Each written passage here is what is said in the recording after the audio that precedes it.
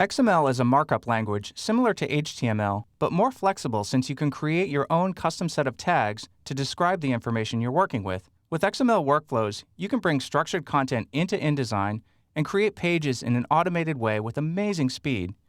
You can also tag InDesign content with XML tags and export it for use in databases, on the web, or even in other InDesign documents. So let's take a look at the steps in XML workflows.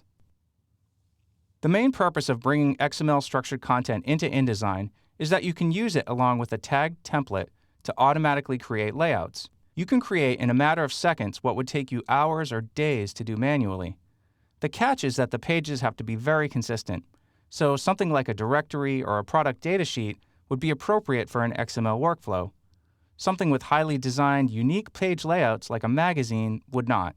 The first step is to acquire the right set of XML tags that you want to apply to your content.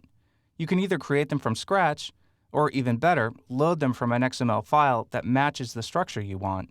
Once you have the tags, they need to be applied to placeholder text in frames. The content in these frames will be replaced by your actual content when you import the XML later on.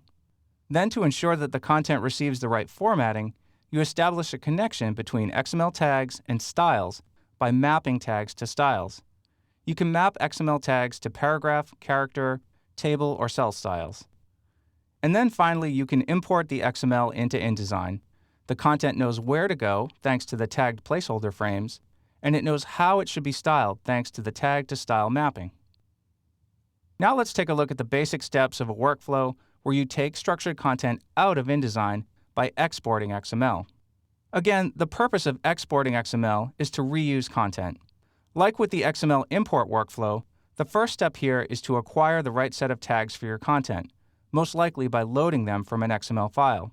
Then these tags need to be applied to text and frames in the document. Again, you can do the job manually, or you can map styles to tags to get tagged content much faster.